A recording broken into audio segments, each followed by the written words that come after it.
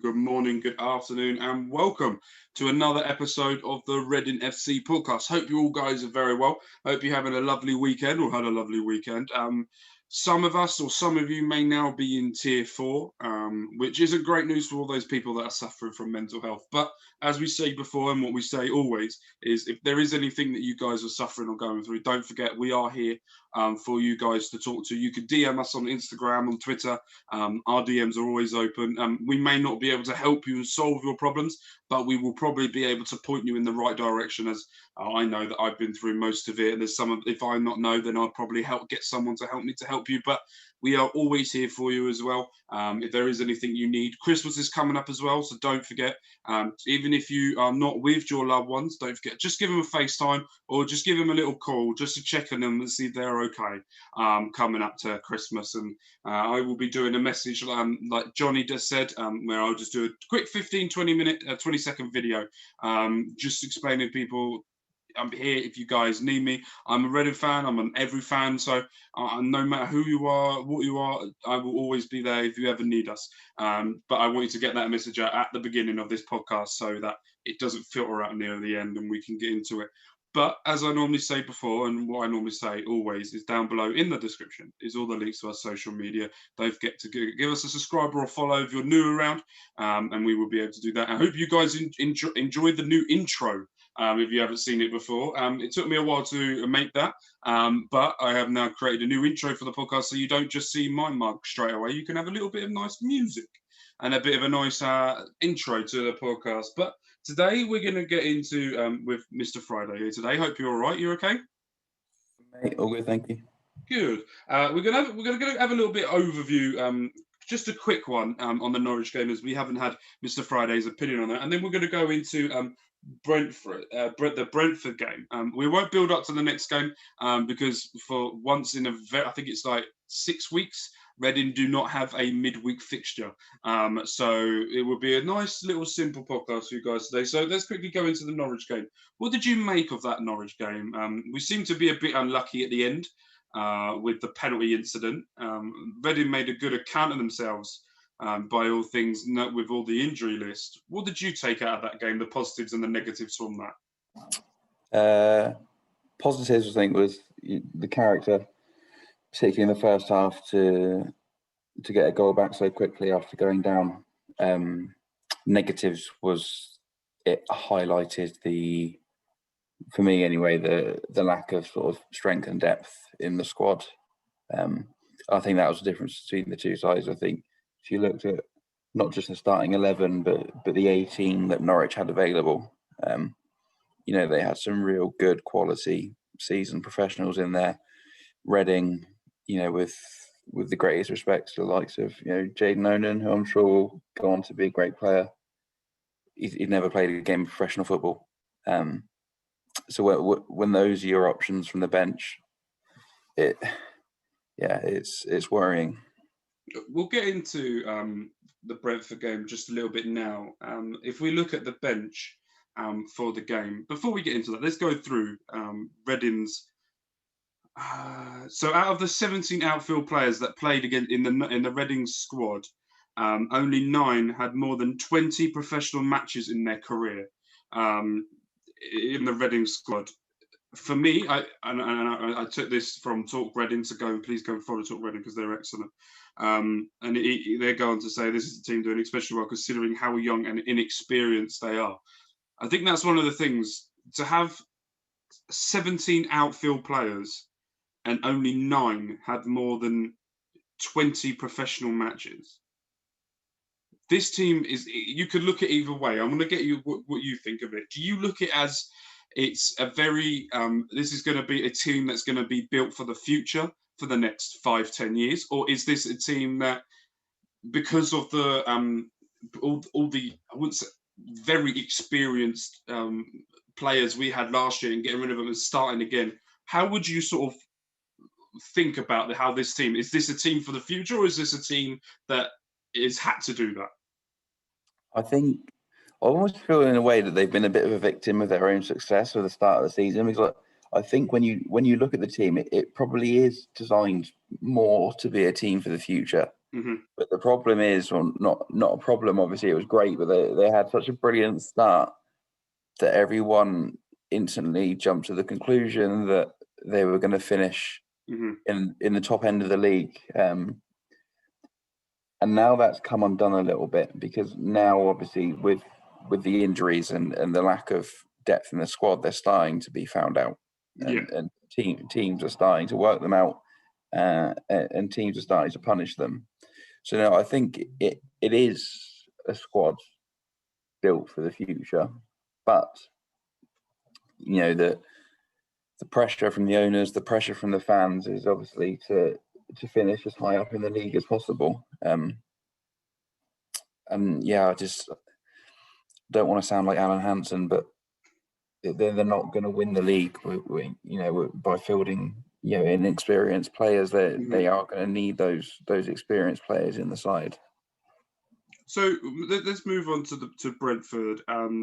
The history between Reading and Brentford was Reading have beaten them 37 times, drawn 25 and lost 34 in the previous 5 fixtures, and Reading have only won once. Lost 1-0, then drew 2-2, then beat them 2-1, lost 1-0, and then lost again. Thomas Frank's record against Reading was he's played us 3 times, won 2, lost 1. And Brentford's recent championship fixtures they drew against Watford, who last night Saturday have decided to sack their manager, who is 5th in the league, after losing 2-0. I just don't get Watford anymore. Then they beat Nottingham Forest, drew against Derby, drew against Blackburn, and beat Rotherham. Going into the match, were you confident that Reading could maybe get something out of this game? No, I'm never, ever confident. I don't know what it is about Brentford. I'm never confident when Reading play Brentford, home or away. I don't know what it is. It's just one of those teams where I think that they'll struggle. It's like a bogey team, think, isn't it? Yeah, exactly. And I know they're obviously it's different because of the situation with the fans, but buoyed by a new stadium, and they're a good side, Brentford. I think they're one of those teams that, especially in the Championship, I think they're quite maybe underrated. Maybe is a good way to describe it. I think their issue usually is up until last year they sort of tail off before the end. Last year, obviously, they nearly went all the way. But they're a very good side, and I think especially with the injuries as well. No, I wasn't expecting Reading to get anything out of it. Although I did expect them to perform slightly better than they did. So let's go through the starting 11 with all the injuries and everything. So it was Raphael on goal, Estevez, Holmes, Morrison Moore, Reno, Semedo, Laurent, Elise, Ajaria, and Baldock. And on the bench, this is where it gets a bit, you can tell how the lack of depth we've got by the bench really here. And we got Dorset, East, Bristow, Southwood. Is it Onan? Is that how you say his name? Okay. Aluko, McIntyre, Watson, Melvin, Lambert. When you saw that starting lineup, did that give you any more confidence? What was the main worry, did you think, going into the game, looking at that starting 11?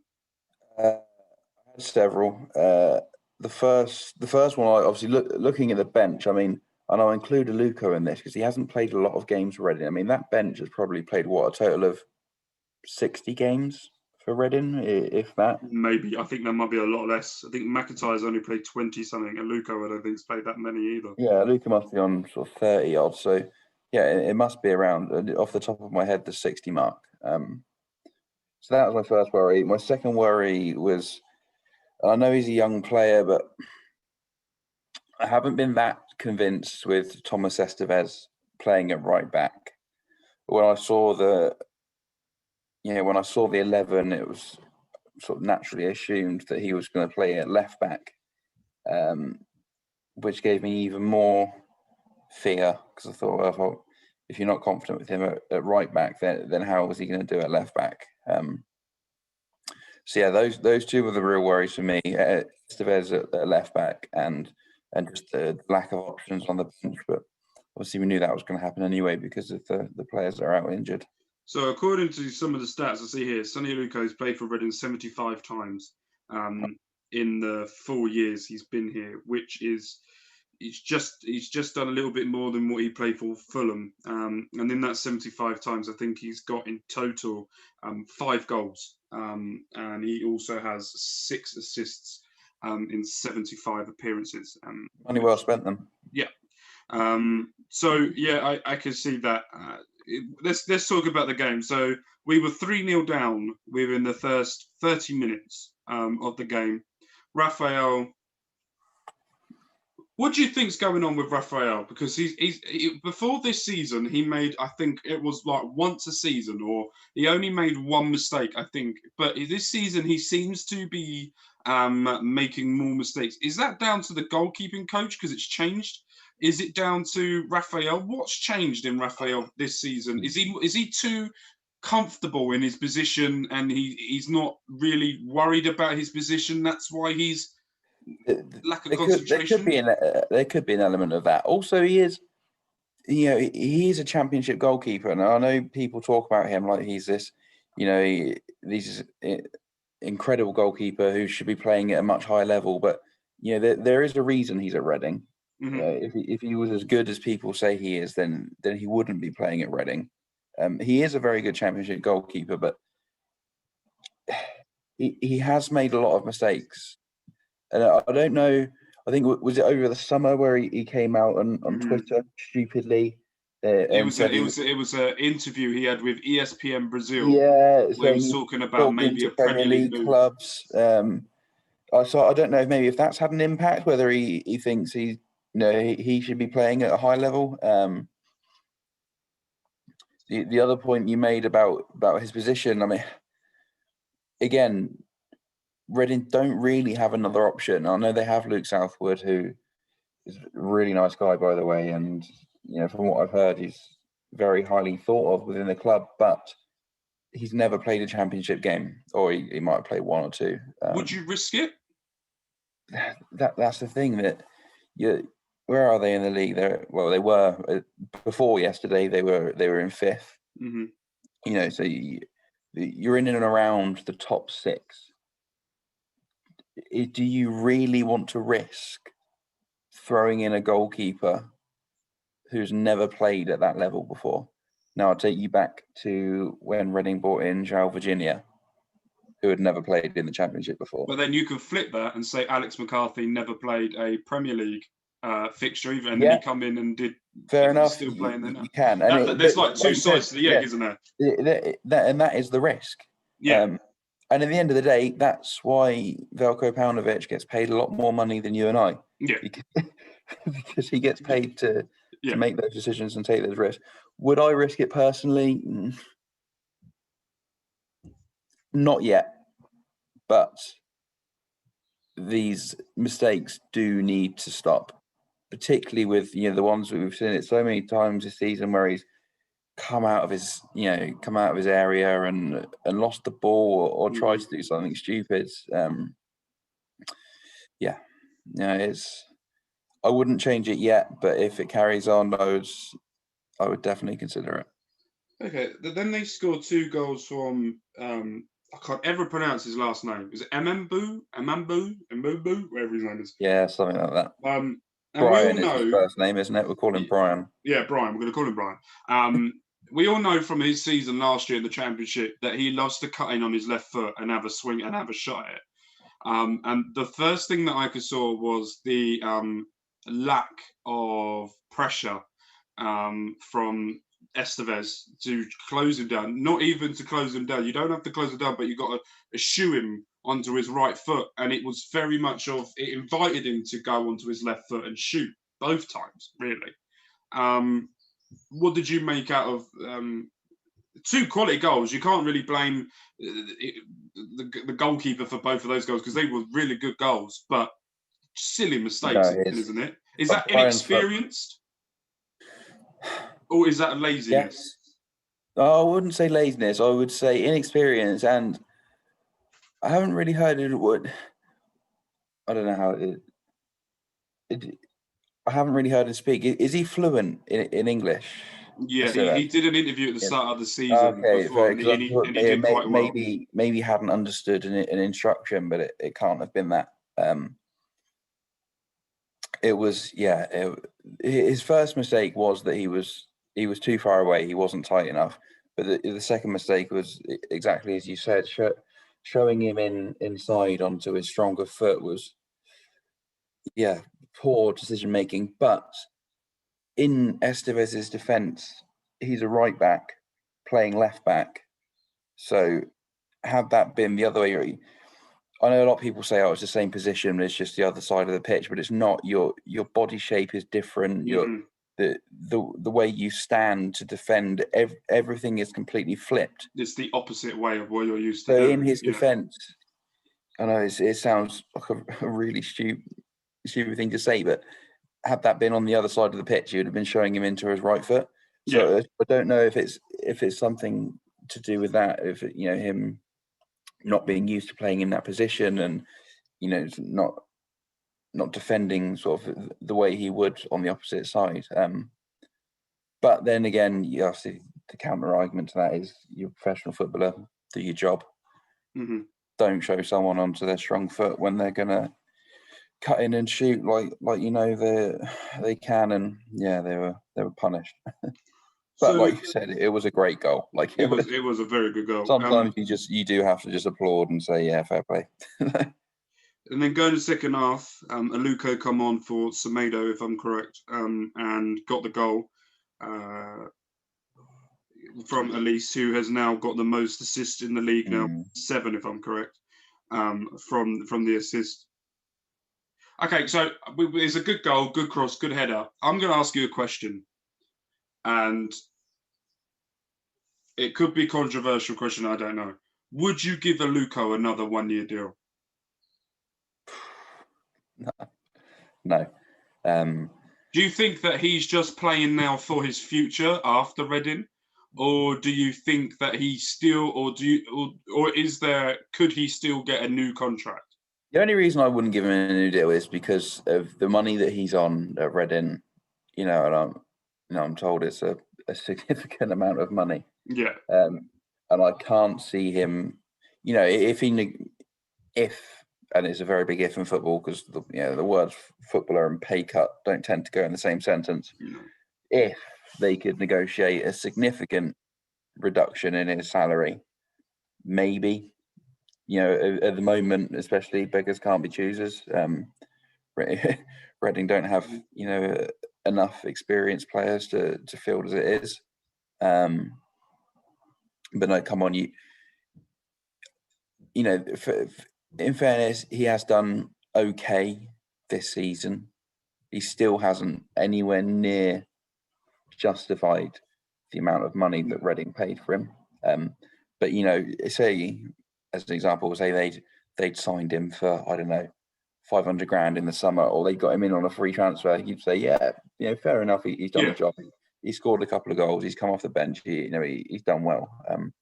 But I think you have to look at it as, he's been here 4 years. He, at the time, was Reading's record-breaking signing, and he just hasn't lived anywhere near up to expectations. So no, for me, I don't see any need to give him a new deal. I think they'll cut their ties come the end of the season, and hopefully we find out what actually happened.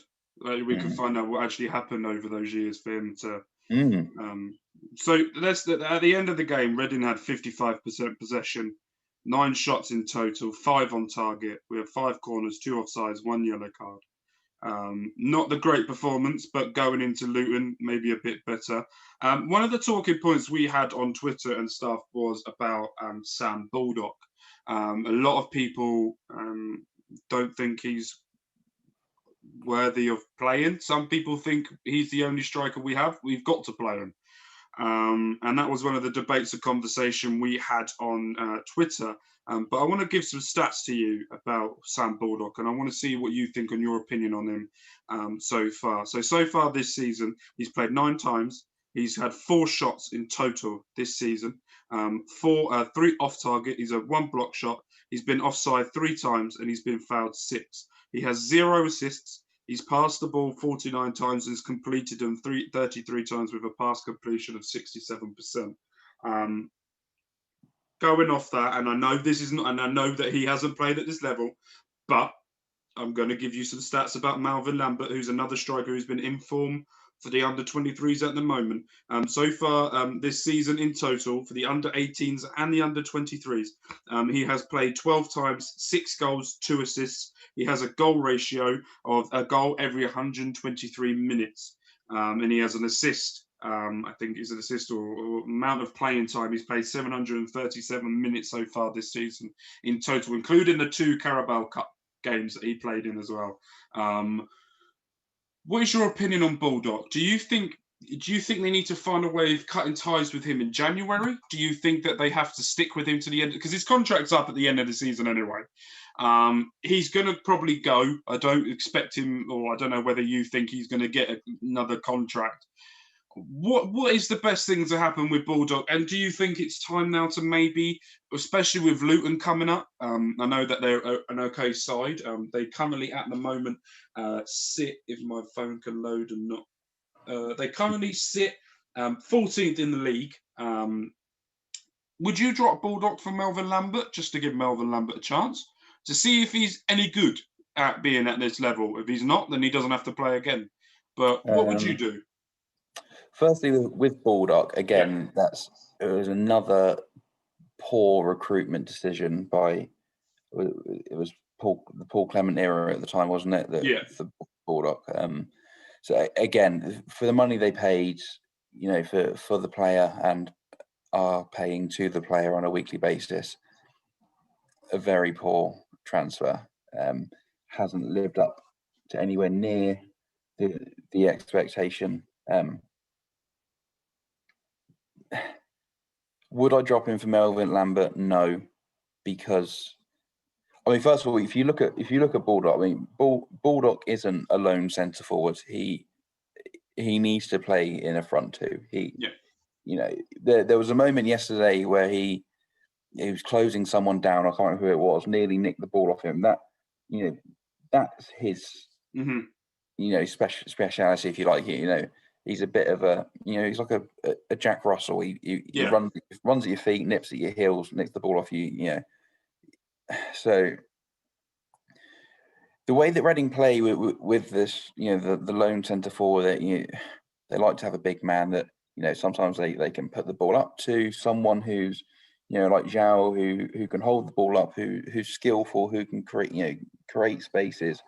Baldock, he's never been that sort of player. So the fact that he hasn't been very effective when he's been in the team doesn't surprise me at all, because if you like, they're not playing to his strengths. Admittedly, that's not really their fault, because he is the only fit striker.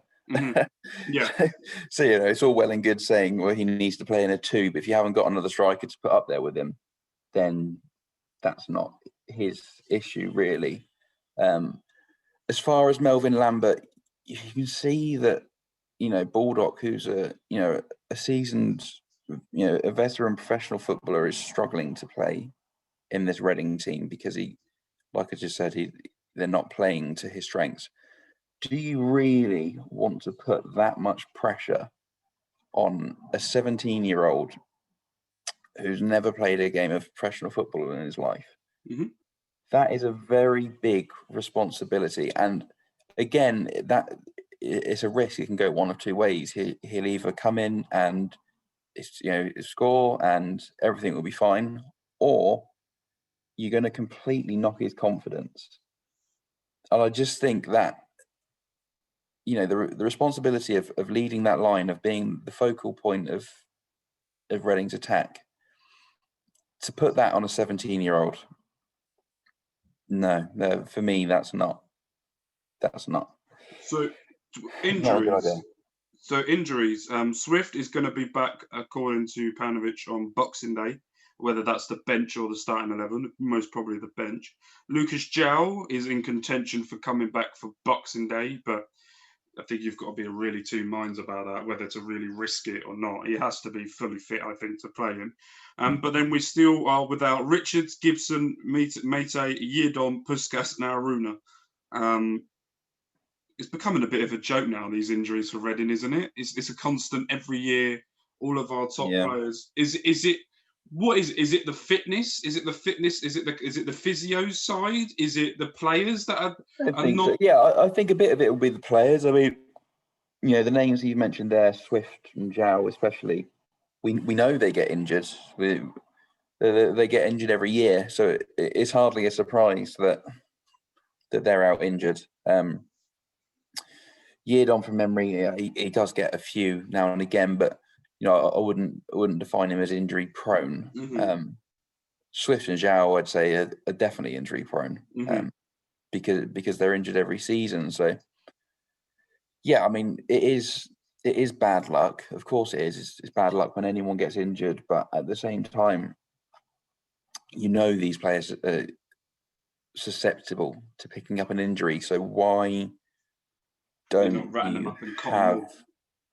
Yeah, well, it is that maybe they were overplayed, but why don't you have the options to not replace them, but to cover them? And this is how teams win leagues, because they don't just have 11 good players. They have 19, 20 good players. They can rotate, and they can push each other. And if one gets injured, it doesn't matter, because they've got a conveyor belt of talent that they can just throw in. And Reading don't have that. They have some very, very, very talented young players, but ultimately they are young players who haven't had much or any experience at this level of football. And I know Sir Alex Ferguson did it, but that that was complete, anomaly. So yeah, I think for me, January's coming. If I was Veljko Paunovic, I'd be writing my Christmas list. That's what I was going to ask you. Youngie pretty quickly. Yeah, so Paunovic after the game in an interview said, "We had a horrendous first half against a very good team who took advantage of the confusion and the bad start we have. I feel responsible for that, as the idea in the first half didn't work and we were punished for the mistakes we committed." It's good to see a manager take the blame. Normally he blames it on others or just goes, "I thought we played very well," but the Paul Clement way, always find positives in a 7-0 loss. But what do you expect from January? Do you see some of the loan signings that we've made that maybe not maybe Lewis Gibson going back and maybe getting another slot for another place? What are you expecting from maybe things you've heard, or what do you think is going to happen in January? If you had to, I presume the strength in depth is going to happen, as everyone can see. They're definitely looking. Again, it'll, as ever with Reading, it'll come down to the financial sense of the deal. I think it's quite well documented that they know they need another forward. They need a forward. They need a left back. They didn't. They needed a left back over the summer. They didn't get him. Thankfully, Richards has been brilliant, but they need cover for that position. No, 100%. They'll be looking at players. They'll also be thinking about the situation with Michael Elise, and I'm sure bracing themselves for lots of interest in him. Because I've seen reports today saying that Crystal Palace are at the front of the lead to try and sign him, with Leeds. Arsenal are close behind. Yeah. We know when we discussed last week about Elise, and it got a very, very big response on Twitter. The poll that we did on Twitter, I don't know whether you saw the results, was the fans thought and think that we should wait till the summer to sell him. And we had the debate with this on Friday with Ryan and Josh, who's now coming on weekly on doing the Friday show. And they both said wait till the summer, but then I put across them, you're risking. This is the very big risk on losing a lot more money on him because he only has 12 months left. It's that the decision, and it's one for the club to make, is finance versus strength in the squad. Undoubtedly, the longer they keep him, he's already got 7 assists this season. So if you're looking at short-term success and finishing as high up in the table as possible, perhaps even finishing in the top 6, 100%, you wait as long as you can. But the flip side to that is financially, the longer you keep him, the more he's going to depreciate in value. So, and that's the decision. I mean, if they keep him to the summer, I don't think that would be a bad idea at all, because, like I said, the longer they keep him, the more chance they have of finishing in those playoff places.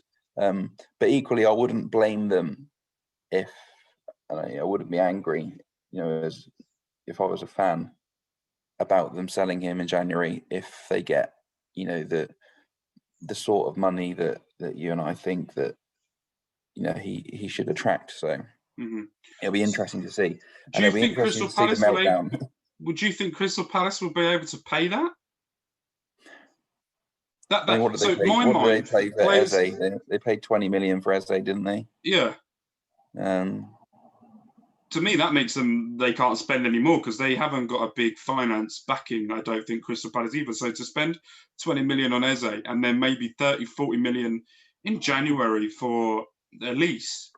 Yeah.